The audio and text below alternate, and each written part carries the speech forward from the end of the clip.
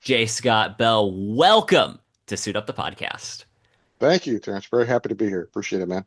Absolutely. I am delighted to have this conversation because Welcome to Cottonmouth was such a delightful story.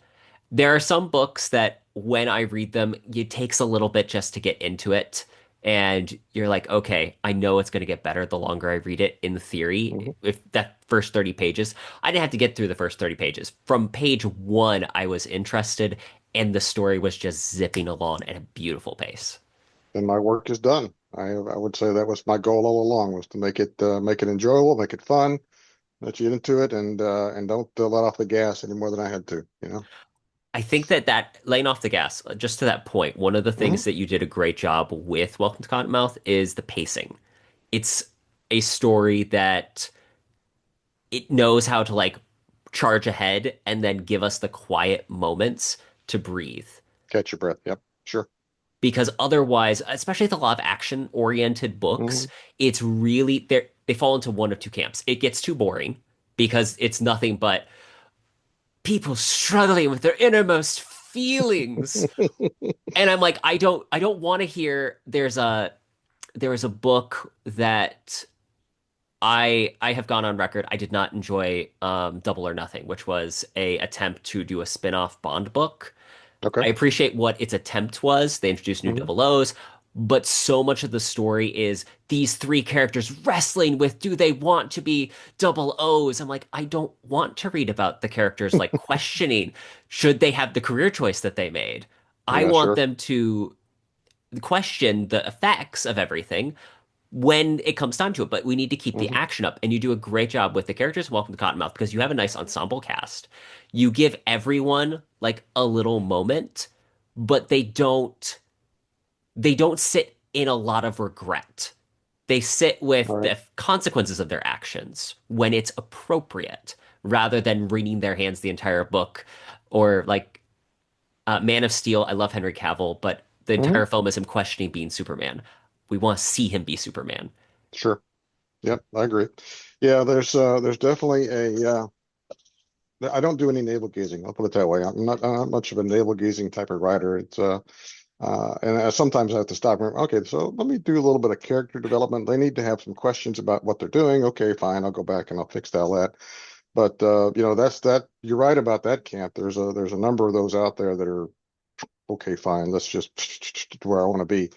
And but there's others that are just pedal to the metal all the way through, and you get sick of it. It's like, I mean, let me take a breath. Let me figure out what's going on here because sometimes they write it so fast or they pile on the action so that hopefully you'll forget that there's a gaping plot hole, and it's like a lot of modern television that Hmm. the writers that they seem to think, okay, we just pile enough technology and stuff into this story and make it move so fast with the gunfights and explosions that they're not going to realize that the hero was a dummy and essentially could have solved this problem without going to all these extremes, right? And so, anyway, or there's like I said, there's some tech guy in the back room, tapping away, and it's a uh, Deus Ex Machina, they just Yes. all of a sudden, oh, hey, look, I could find this guy's phone number, and you can plot where he is, and anyway, so it's long story short. I would say to you that yeah, I totally get there's definitely all the way out all the time, which I don't like, and then it's, as you said, the ones that are have all these moral questions and qualms, and they keep fighting that battle internally, right? So Hmm. yeah, agreed. So I appreciate your comment. Thank you for that. That it was well balanced from that standpoint. It was well balanced, and again, the characters were fun. When so, Welcome to Cottonmouth. Just general premise here. hmm I'm just gonna read off of Goodreads. What does the U.S. government do with spies and special operators when they pass their expiration date? They retire them to a small town deep in the piney woods of East Texas, where they're certain to cause no trouble. Which immediately tells us, of course, they're going to cause trouble, as Sure. occurs. A, where did this concept come from? And then B, well, actually, I'll hold hmm off on B because I think that's Okay. a whole other tangent Yeah. that I'm going to go down. Yeah. Well, the interesting there's a couple of answers that I want to give, and the first one is just a little bit of historical perspective. 1948, when the CIA was first formed, Congress gave the agency the the ability, the mandate, whatever you want to call it, to resettle up to 100 foreigners per year who had provided intelligence services to the U.S. Who had done us a benefit from that Oh, standpoint. wow. So, and they've never met that 100-person benchmark so far, at least that they're willing to admit to. But what the public, what they've said in public is we've never gotten there, but we've gotten close a couple of times. So I'm thinking, all these people, each of them has their own little story, their own little, do they resettle them in different communities? So all that's going on in the back of the head, right? And then when the time that this novel was conceptualized, if I can use that big word, um, the there was a lot of debate on the news about sanctuary cities, and Hmm. don't care whether you like it, don't like it, doesn't matter. It was just that sanctuary city thing was floating around in my head. So I thought, I put that on my what if machine. Hmm. Because we as writers, we all have this what if machine. What if this happened? What if that happened? So what if there was a sanctuary city for spies? Hmm. And that's sort of the thing that kicked off the thought process of sort of following the train of, okay, what would that look like, and how would they act, and what would they be like? And of course, I took some liberties with some things, but it's fiction. You're supposed to. But but yeah, it was an interesting juxtaposition of the reality is, we're bringing all these people into our country, excuse me, and you have no idea. Could be your next door neighbor, could be the guy delivering your groceries, could be anybody, right? So that was the genesis, if you will, of Cottonmouth. Hmm. It gave me MASH vibes to a certain extent because Devlin Mahoney, the central protagonist of the story, along with Bridget, is he feels like Hawkeye in a lot of Hmm. senses. He's described as kind of lanky and he wears a bit of like loudest shirts and he has that like cool factor of I'm not really taking any of this too seriously the entire time, which honestly is a really hard line to kind of walk with characters because if they actually don't seem like they care, why should we care? Hmm. But if they're always funny and jokey, it can get fatiguing. But you do such a great job with Devlin where he doesn't over joke and it never feels like it's forced. It's just a trait of his character. Same Right. with him just kind of taking everything easily. Yeah, Devlin was a great character to write, and I'll tell you, he's partly a reaction to my negative feelings about the Iron Man action hero, Hmm. what do you I don't recall it, the archetype that is can take 18 bullet wounds and still function, or can, is I the ain't got smartest guy. time to bleed. Yeah, it's just a flesh wound, man. I'll blow my arm off, but whatever, it's okay. I'll be fine. Again, with television, you see these guys with the shoulder wounds. Like, I can do whatever, but have you ever been shot in the shoulder? It freaking hurts, man. And you can't do anything with it once you get shot. Anyway, that's a sidetrack. But there's these Jack Reacher type heroes that are Hmm. the smartest guy in a room, and everybody else goes, "Oh, you're so brilliant," and they just follow the lead, right? So I can't cast too many stones because I've written some tough guy heroes. Okay, so Hmm. They this have is their this is place. this is a little hypocritical of me, but anyway, I get real tired of that trope, if you will, of the super action hero that can do everything. So Mahoney was like, I can think about this. He goes, I don't want this guy to be like that. I want him to be a real guy that has real things going on in his life, and a little bit of PTSD from being in prison in a foreign country, Hmm. and just making him just humanizing to the extent he's not going to be the best shot, he's not going to be the best Hmm. driver, he's not going to, just he's going to be just a normal guy trying to get along and do his thing. And yeah, he's got a bit of a quirky sense of humor, so sue me on that because that's what I do. Just I'm a quirky kind of sense of humor guy. So there you go. I really liked there's a point where he describes it as like the tingles or the tangles where it Hmm. just feels like that edge of his nerves are starting to fray. Hmm. And Right. as someone who is a fidgety type, note thing, object in hand, I really There. appreciated that because Yeah. that's something that's a very real experience for me, where if I'm still a little too long or I'm Hmm. not active enough, it Right. starts to like wear on my personality. And I love that his thing is he takes around the card deck. It's Yep. a really great small thing, but it's a character choice that really helps resonate who the character is. And it's got like I'm sure that there's the thing like with Hemingway, it's just a fish. Don't read into it in Old Man and the Sea. But there is this, Yeah. you can make the case that there is some subtext with the fact that it's a deck of playing cards. Mhm.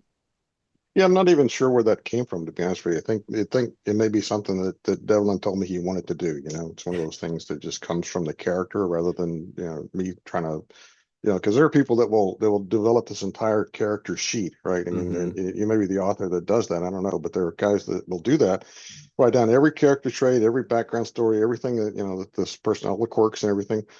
I don't do that. I kind of wait for the character to sort of tell me what kind of weirdness that they're involved in. So the cards, I'm not even sure where it came from. It just that's something he did to calm his nerves, like you said. Hmm. I also really like his name is Devlin Mahoney. As Hmm. someone who is a proud Irish American, well, by like Right. a fourth or something like that, I really appreciate that there is that little nod there because it Sure. is this quintessentially like the Irish immigrant is such like a quintessentially American not even zeitgeist, just it's a thing that Hmm. especially in law enforcement and all the Sure. stretches, really it's an interesting little texture. And again, I think that it adds to the realism of characters because too often it's the same thing with Britt and Bridget because there's family, it makes them more believable rather Right. than this is just character. We're expected to, here's this person and they exist in a vacuum. There are They no dropped family out of the ties. sky. Whereas we're not that way as people. Right. And for Devlin to actually have a family history and backstory of Irish immigration, it immediately expands his foot place in your mind because there's more to him. Right. Which, on that note, I think you do a Hmm. great job of also just making the smaller characters feel really real. Again, Welcome to Cottonmouth has an ensemble of these former spies and special forces. I love the former Navy SEAL. He was so much fun as just kind of a bit of a curmudgeon. I kept like having images of John Rice Davies as Gimli the dwarf, like rushing through everything. Perfect. Yeah. Yeah. Good thought. Yeah. He was Billy McCurry. He's a character, man. Um, and a funny story. My editor was like, "Why'd you put all this these Jody chants, the cadence chants as part of his inner monologue?" I'm like, he's a Navy SEAL, man. What can I say? He's got that background. So I defended the chants. I thought they were fun and a part of his character. And yeah, he was a fun guy to write because obviously, being a lifelong card carrying curmudgeon myself, it was something it was easily relatable for me, put it that way. Hmm. I think it also just lends more authenticity to the situations when you're like, okay, I know if I was in this situation, I'd be like, what the heck is going on? Why am I dragged into this? And oh no, my Mhm. joints hurt. The older I get, the more I say things like that. Uh, Yeah. and again, it just makes the characters feel more real and the world more real, which when you have huge dynamic action, and you have Right. to believe in things that are not our normal world, having grounding elements. Example, we talked about this with Rob Hart, author of Assassins Anonymous and the Medusa Hmm. Protocol, just Hmm. Sure. recently. Pain for characters makes the story more realistic because we understand that. We Sure. like to your point, just getting shot and going, oh, shrugging it off Hmm. that doesn't help us buy into the world. But when they get hurt and they're like, holy cow, I feel my body shattering, it Hmm. lends authenticity to the story. Yeah, sure. I mean, anytime you can, like, it goes back to what I was saying earlier. If you just have this Iron Man action hero in your all of your characters are like that, or most of them are like that, then to me that's boring. It's just Hmm. not real. If I Hmm. can use that word, it doesn't lend itself. I mean, if I'm going to suspend disbelief, I want to suspend disbelief after I have sort of bought into your story. I'm not going to buy in if the people aren't real. So, it's Hmm. kind of that background as far as how I approach that. It also feels a bit like almost an inverted Western archetype. Hmm. So, because the story changes, like the insane incident are these two women showing up in the small town, Hmm. and then the small town helping them out, essentially, which is Sure. almost the reverse of how in a classic Western, it's the drifter walks in and saves the small town from whatever their oppression is. That's a great point. I hadn't thought about that, but yeah, you're right. There is a whole lot of that going on in that trope. Again, I'm sorry, I'm gonna beat on my guy Reacher, but he's the one, the itinerant knight that goes from Hmm. town to town and solves problems. Well, here the town is static, and the problems come to them. So Hmm. it's a different dynamic. You're right. Which is an interesting thing to play with. So Hmm. I always find the most interesting thing in writing is, or even social events, is context. Creating the context for things to happen. And in this case, you literally have constructed a town that can kind of act as like a magnet Yep. for these things simply by the nature of who the various people living in it are and the social dynamics that exist because of it. Yeah. No, I think part of the deal when I again going back to the concept and putting it all together, if I have all these different individuals who will be characters. How many different stories could I tell? Just there's so many ways to take that because, and it's not like I set up, hey, I want to write a 10-book series. It's not, whatever, but it all that depends on the success, right? If Hmm. once it's successful, then you get them a sequel, and it leads to 28 books, and whatever, right? Um, but the interesting thing was, putting all these characters in this town. Yeah, there's lots of reasons for trouble to happen because just based upon their history, we've got the ex Mossad spy who was married the Iranian scientist, and just think about the her backstory and Hmm. all the operations that she ran as part of the Mossad. That's going to be a um, got to be an issue that people are looking for her, right? So same thing with all the other characters to some extent. They were in trouble in their home countries. They found a sanctuary here in a little muggy East Texas town. Are you from East Texas? Do you have a connection to that area? I'm just genuinely curious. Yeah, no, it's I actually have lived in Dallas, so the Dallas environs my entire life, so not necessarily East Texas. Visited often, but I like the weirdness of East Texas a lot, and I'll tell you why. There's um, you have at root this great community of very wonderful people, very giving, very Southern hospitality. I mean, you Hmm. name it, they'll do anything for you. You've got that group of people. Then you've got it's probably the methamphetamine producing capital of east of the world in East Texas. So you've got every third house you drive by, you can smell the meth cooking. So you've got that element as well, and then there's always the rich people from Dallas and Houston and whatever who are building their big mansions out there. Their play ranches. They're enormous, and Hmm. so it's just a weird sort of energy to the place. You get all these different types of people. This great amount of diversity, very rich to very poor. Within Hmm. a um, relatively small area. It's pretty big, but it's small in terms of that much packed into it. You know what I'm saying? Hmm. I've always found it interesting when the place matters. And I think, Hmm. again, you've done a great job of picking a location that feels very real. And like, I've driven in, I did a lot of work in West Texas at one Hmm. point. So Yeah. different, slightly different environment, but Hmm. concept wise, just Sure. I read this book and I'm like, oh, I totally understand these small towns in Texas that's literally Hmm. drive through it and it's postage stamp. Yeah.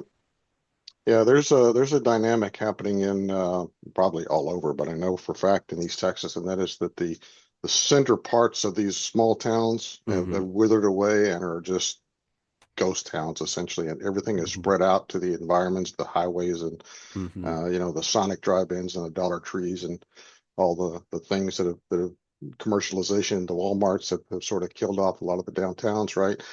Um, so I'm kind of sad about that, because I like the old time feel of a small town downtown sort of environment, and Hmm.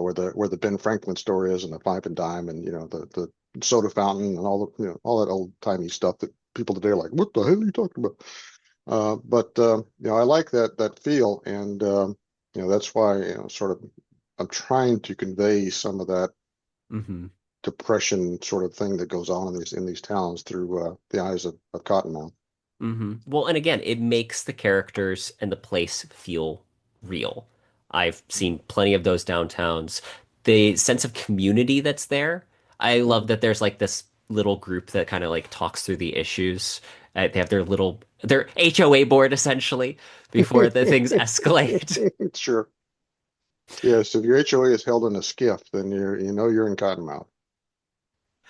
There's also a heist element to the story, which I don't want to give Mhm. away too much, but I definitely want to shout out so people know. It's got it again, your genre bending is really enjoyable in Welcome to Cottonmouth, where it does a good job of not feeling like a standard thriller. It feels like something very unique. Well, nice. All right, I appreciate that. I'll take that and I'll put that on my wall. That'll be my new quote. You can put it behind with the rest of your incredible Exactly. posters, There you go. which Perfect.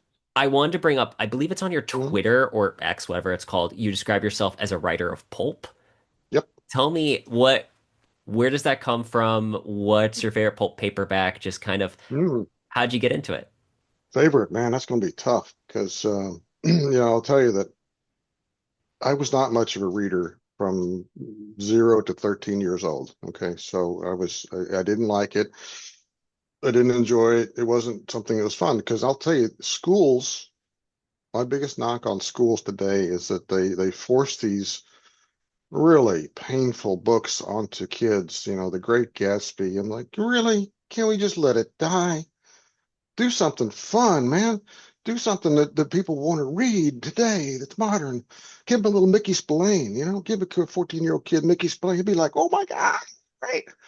And that's where I come in. I'm like, guys, I started out reading. My dad, who's like, I can't get this kid to read. So he handed me a Conan the Barbarian book. Okay. Yes. And I read, I keep I was like, I don't like to read. Oh my God, this is great. This guy's got a sword. He's chopping off skeleton. It's doing all these stuff. And there's these, beautiful women in it. Oh my God, it's great. It's So from everything a that point 14-year-old on, boy needs. Swords and yeah, beautiful women. yeah, right. And magic and, and all that stuff. Um, but that was the catalyst that sort of got me into quote unquote pulp fiction.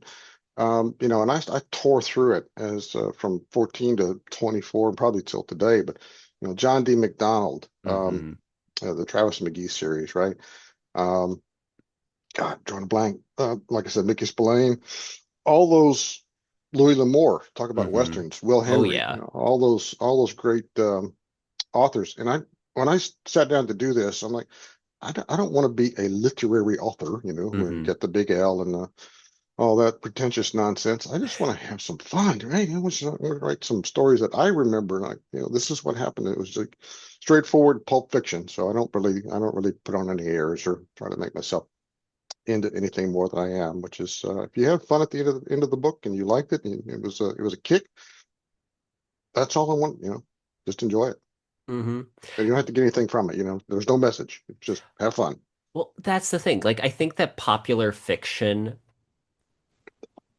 good popular fiction transcends genre. Hmm. And like, I'm a big fan of the John Wick films. I would make the argument that at Hmm. least half of them are genuinely good movies, while at the same token being popcorn. They are not Oh they're yeah, not elevated. yeah. They're just because they're so good, they're craft. Yeah, you're not going to be They're thinking about it exceptional. 6 months later. Well, You're I gonna be am, you're but gonna that's be because trying I'm to. weird. Well, no. I guess what I meant was you're not going to be trying to parse out the meaning of what was the director trying to tell us here? What was the screenwriter about? No, it's just go in like you said, have some popcorn, have some fun. End of the day, you're happy with it. You may get it on DVD or stream it again, whatever, right? So yeah, 100% with you, man, 100%. Hmm. And that's Tell where that's like come in. Sorry, go ahead. I was just gonna say, tell me about your other work because you've written several other books also under the Mhm. name Scott Bell. Tell me about those. Yep. Yeah, that's where I started. Like I said, this is a rebranding with a new publisher, new identity, and whatever you want Hmm. to call it. But for the Congratulations, last, Blackstone's amazing. oh, they're great. I love it, man. I have never had this much support. But anyway, long story, even longer.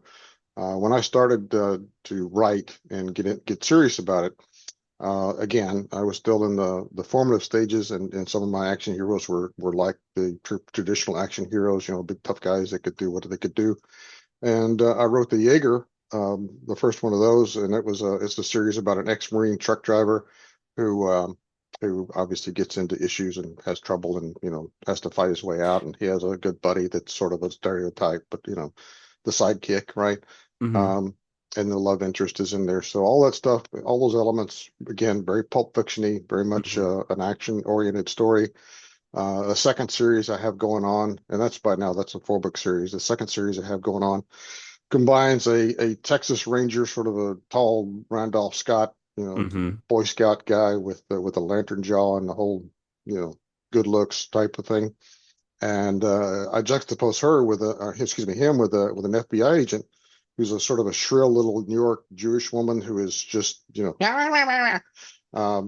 just smart as hell, and she's the brains, and he's sort of the brawn, and maybe that's a trope. I don't care because I just enjoy the doing the Bronx accent on things and how the two cultures clash and how they sort of sparks are flying. But it's a not a not a what is it, enemies to lovers type thing. It's more of Hmm. a you know I don't know about you until they get used to each other and start working together. And then after that, it's just been a collection of weird stuff because I'm like I'm the ADD equivalent of any writer I see a squirrel, I'm like, oh, look at that. So I don't like to stay stuck in sort of one Hmm. genre, which I think is part of the reason that Blackstone wanted to rebrand and sort of say, all right, here's from now on, you're doing this. Hmm. But I have a ghost story that's probably considered YA if you get to that Hmm. point, and then a noir sort of throwback to the old 30s pulp fiction type books, Dashiell Hammett's and whatnot, and then some other weird stuff that just things that have crawled out of my head and couldn't put them back. I think that that's a great definition of writing in general, weird stuff that crawled Mhm. out of my head and I can't put back. Yep. Is there a genre you haven't written in yet that you'd like to? But I haven't that I would like to. Yeah, I am actually I'm working on one called it was a military science fiction.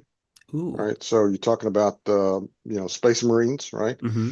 Um, and I started this project from a small idea and it started metastasizing and now, I got to the point I was 70,000 words in and I'm going, I've got to make this twice as big as it is. And it's like it's sucking my life out of me to do this.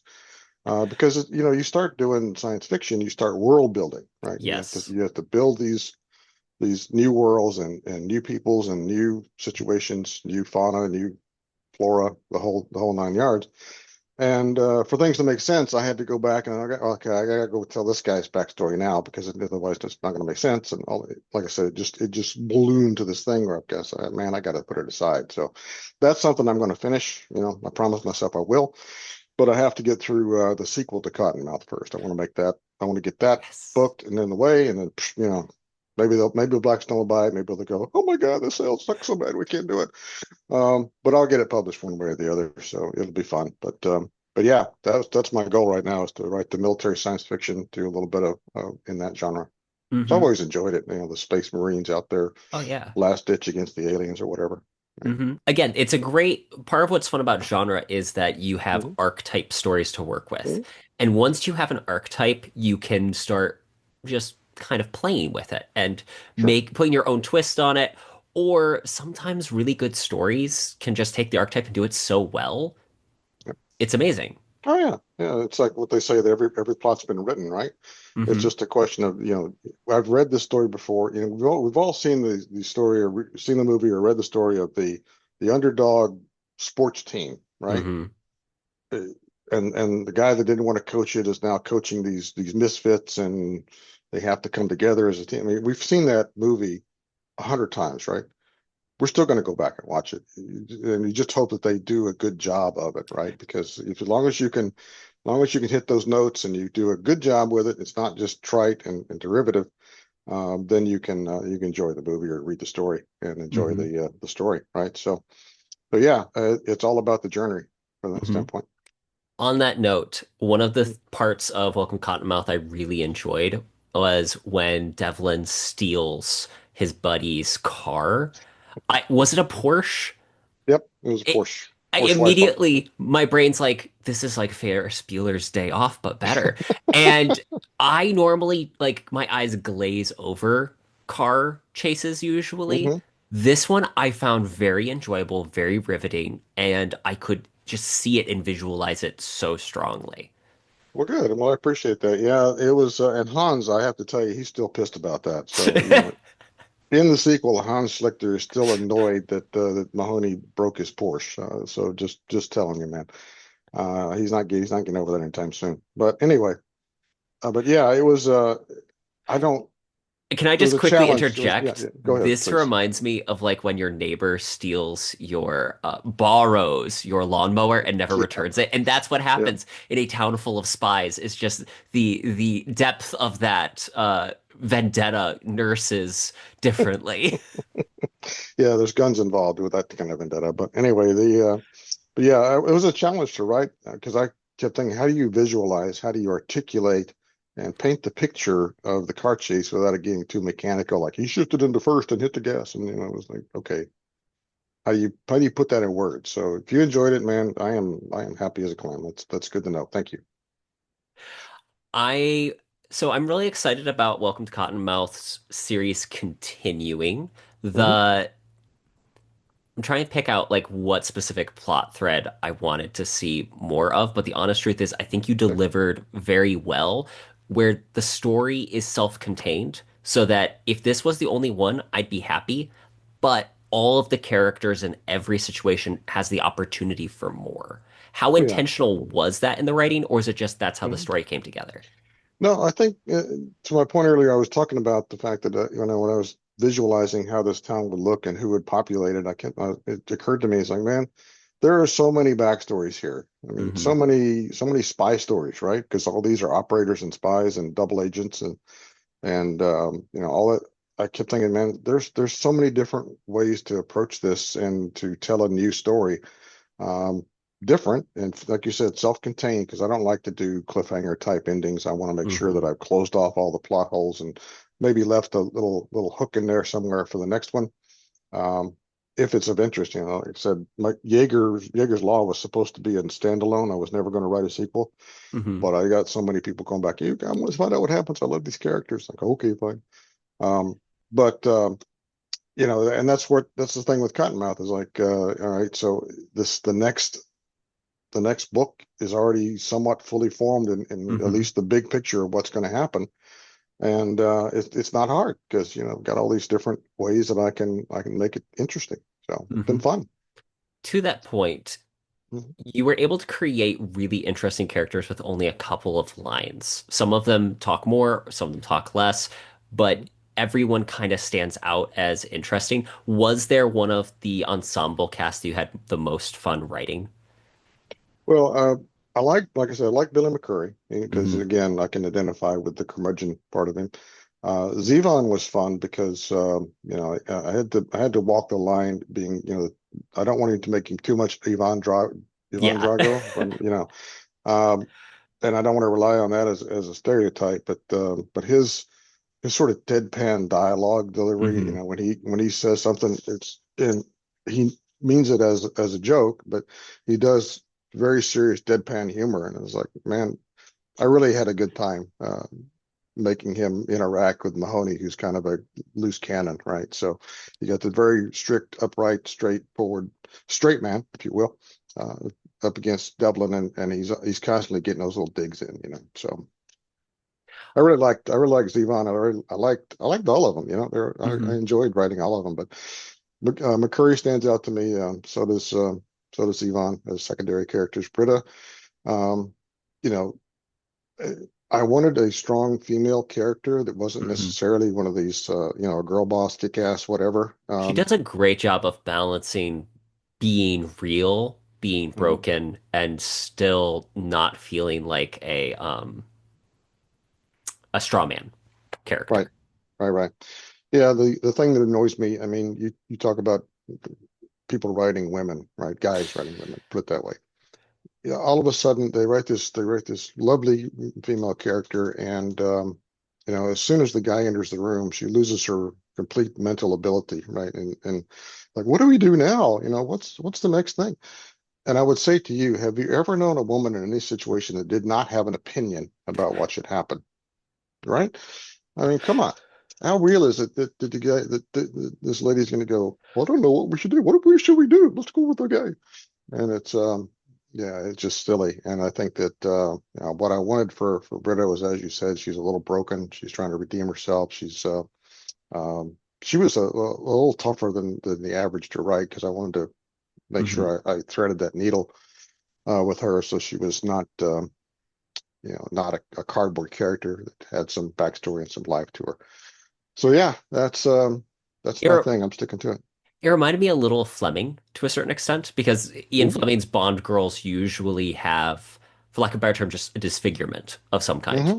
Okay. where it's something that doesn't translate into the films, but in the Mm-hmm. books, he usually goes out of his way to give some kind of thing that description or thing about them that makes them a little bit off A little from bit the flawed. average, a little bit flawed. And Mm-hmm. I think you did a good job giving Brit, like the scar was a very bold choice and it works really well. And again, establishing more of the character without being, it's good text and subtext for who Brit is.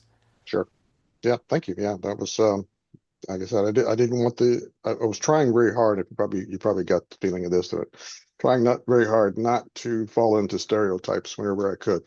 Which Yeah. is a really tough thing when you have an Mhm. ensemble of characters from different places and cultures. Sure. Was there any particular research you did on the characters, especially the non-American ones, to make sure that they didn't kind of slip Oh yeah. into average stereotype? Yeah. I mean, I had to take Hans Schlichter, for example. Didn't even know what the name of the German special forces was, so I had to research that and find out sort of their history. And um, obviously, been a student of spy fiction for a long time, so I had some idea what the Institute for, what they call the Mossad is all about. But I had to research some Hebrew, some Yiddish words for that to sort of inform her character, and it involves every page involves some amount of research depending upon what happens, right?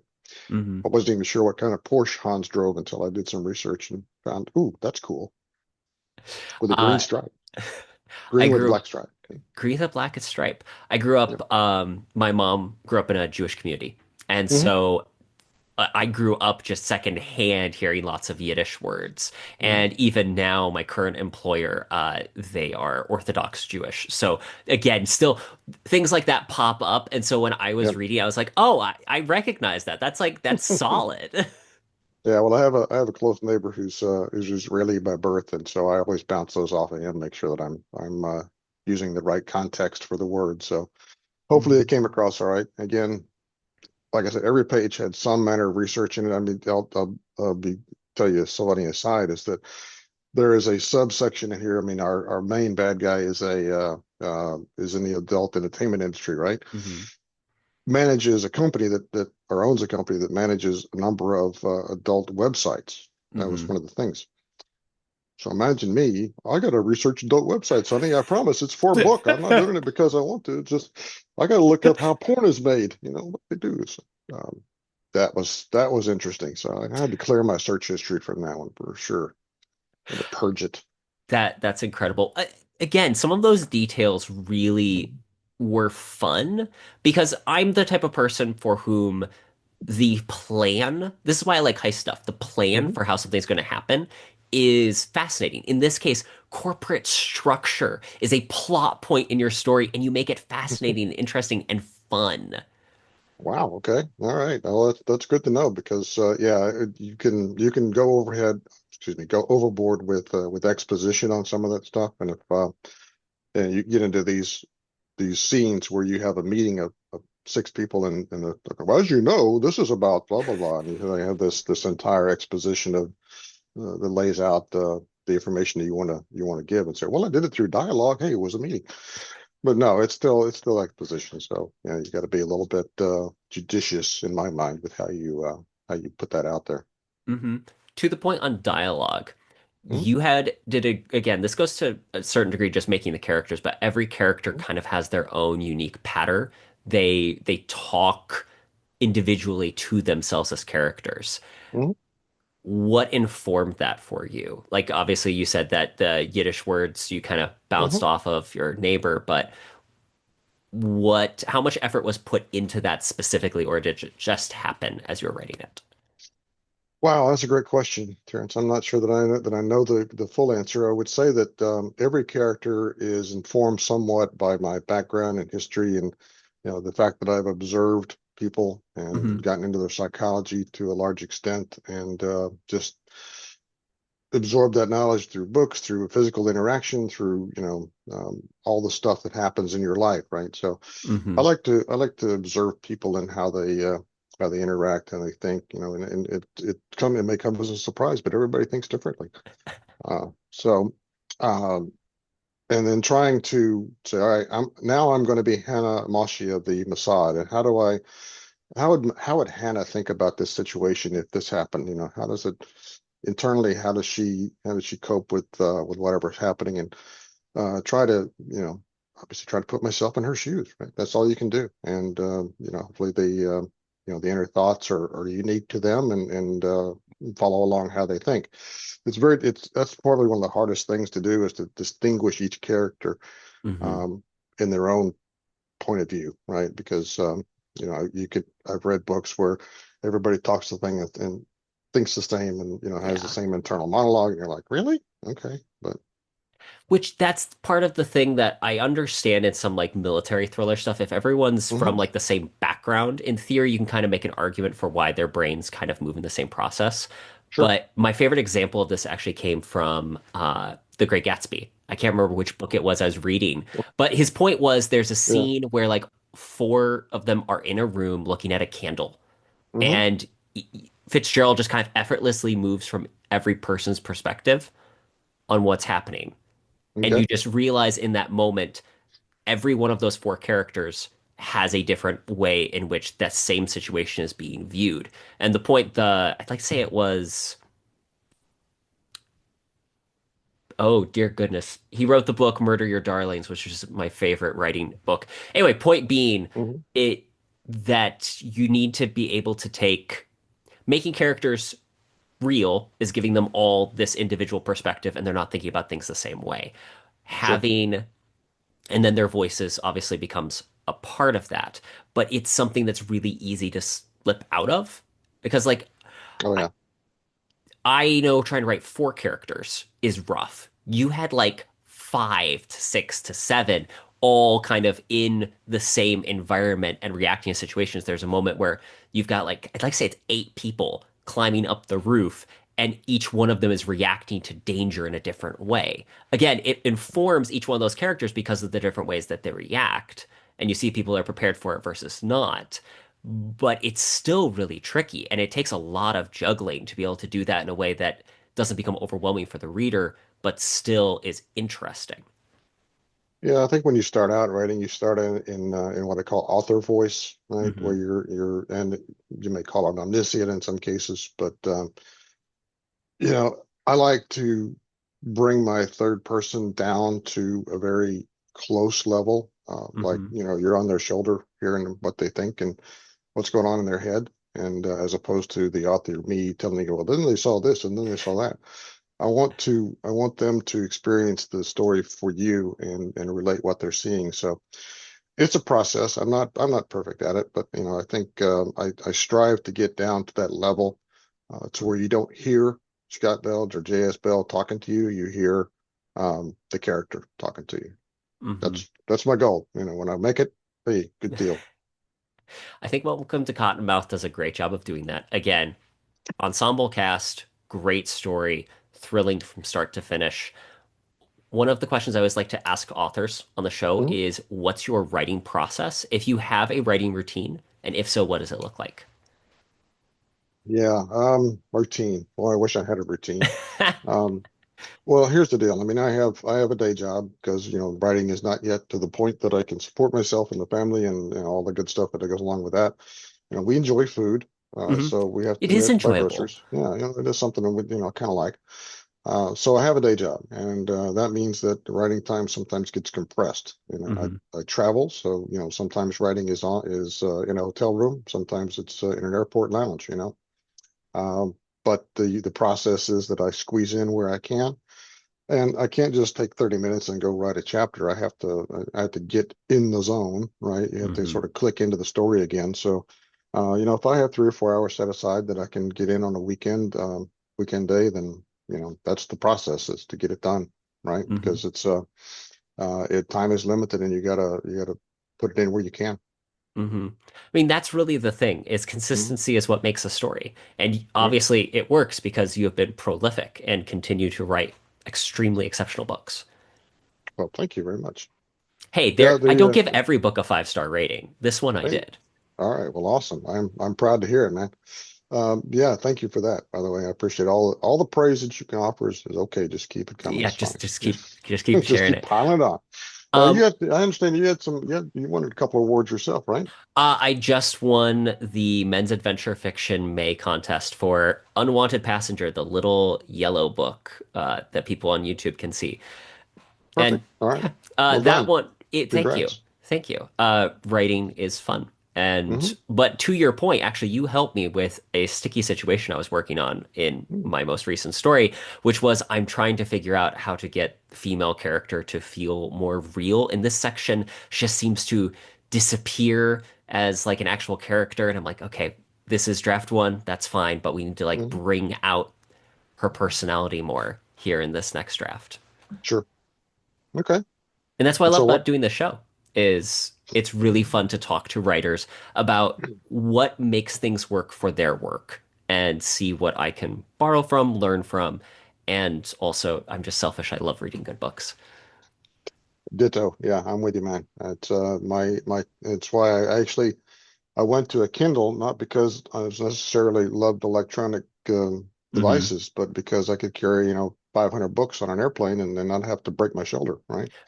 Um, If you travel at regularly, mhm. honestly, that is such a godsend because Yeah. I mean, I too, as you can see, prefer physical media, but being able to just grab, even just having it on my phone and I'm stuck in a TSA line, I can just flip through a few pages. Or if you're waiting at a gate, dear goodness, you need something to do. Oh my, yes, you do. Yes, that's all about. Air travel is all about waiting. So yeah, that's the thing uh, with the ability to when you're not writing, you should be reading, right? So Mhm. that's the answer from I think Steve King said that, if I'm not mistaken. If you're not writing, you should be reading or something like that. Whatever. I Okay. don't take a lot of King's advice, but there you go. That does open a question that I'm going to ask. Mm, What are you sure. currently reading, if you don't mind sharing? Yeah. Oh my God, his name is Jason Bennett, I want to say, and it's an unusual book. Yeah. What did I do with it? I lost it. I don't have my Kindle close by. Um, Interesting story, and hang on. I'm sorry. You may have to edit this part out of the final No, no, that's okay. People as we love get to. hearing us Google search. Um, as long as we I keep it was actually gonna entertaining, pop in. people I was stick gonna pop around. into Goodreads. Okay, Goodreads, Uh, just an aside for the listeners, go on Goodreads. Leave ratings and reviews for your authors because this really does help share the stuff. And again, I'll shout out at the moment. I don't know if it's still going to be going when we release this episode, but Welcome to Cottonmouth currently has a giveaway for copies of the book. So if anyone's yes, I do. listening and the good giveaway is still open, check it out. And Mhm. regardless, go on to Goodreads and leave a rating and review. Okay, so I can't find the one I was going to tell you about, but I will tell you that the last few that I finished off were a little outside the usual. I mean, one is called The Malevolent Eight by Sebastian de Castell, and he's in a fantasy trope, and he's written a lot of terrific stuff in that genre, and a little bit darker than your Hmm. average. This is not Tolkien. Okay, it's Hmm. different kind of fantasy. Do you know Christopher Moore? You familiar with him? His name sounds familiar, but I think I might be Yeah. thinking of a screenplay author. Yeah, yeah. No, Christopher Moore writes a lot of really weird out there stuff that's just funny as hell. I mean, if you get a chance, look up the book Fool by Okay. Christopher Moore. So hysterical. And on the other side, actually, the guy I sometimes get confused with, James Scott Bell, has got a series called Romeo's whatever, right? It's two-word titles. It's Romeo's this, Romeo's that, and that's really good too. So Greg Hurwitz, another one that's on my list, so that I've just finished off. So. Yeah, a True lot of, and story. I'm all over the place, man. So anyway, go ahead. Sorry. When I was doing the interview prep and I searched her name. I did find James Scott Bell and was like, this is not the same person. I'm like Yeah, comparing photos. yeah. Yay, No, internet. it's confusing as it can be. And I actually I got a 1-star review from somebody on one of my books because they thought I was James Scott Bell. He was a very clean writer. He stays on the clean side of, cursing and all that stuff. And she read the first one whatever it was, and she was like, "Oh my God, there's all this bad language in here, and I'm gonna 1-star you because I picked the wrong person. It wasn't my fault. You can't tell who's who." No, I'm just teasing, but it was one of those things you go, "Oh my God, okay, whatever. I have to live with that now." I'm curious, how often do you ever look at your reviews, or have you managed the discipline of not looking at the reviews? Uh, Between you and me, yeah, I Yeah. look. I can't help it. I still pop in and just to see. I don't do a lot on the Goodreads reviews because people there are harsh, man. But Amazon, yeah, I'll still take a look to see who's saying what. And I think with Cottonmouth, actually, I'm getting some reviews on NetGalley, so I take a Oh, look at those. good. Yeah. Again, I'm going to tell people go Mhm. get Welcome to Cottonmouth. Jay, where can people find, order, follow you, all that stuff? Yeah, well, obviously it's going to be on sale July the 8th is when the launch Hmm. date is. I will be at the Half Price Books flagship store in Dallas on Northwest Sweet. Highway doing a book signing that evening at 7 o'clock. Happy to see you there if you want to get a physical copy signed. And then the rest of it is the usual places, right? Amazon, Barnes and Noble, um, Kobo, Google Play or Google Reads, whatever they are. And yeah, just the usual sources. So there will be some print books. I'm not sure if they're going to hit all the bookstores. I hope they do, Hmm. but I do know that there are going to be some in some airport lounges, so or airport bookstore. So yeah, it's available. It'll be ready July the 8th, and hope everybody grabs a copy. Absolutely. And I'm going to recommend it. I'm going to link everything in the show notes. Jay, thanks again for coming on the show. Hey, thank you, man. Appreciate the time very much. Enjoyed it. You take care. You too.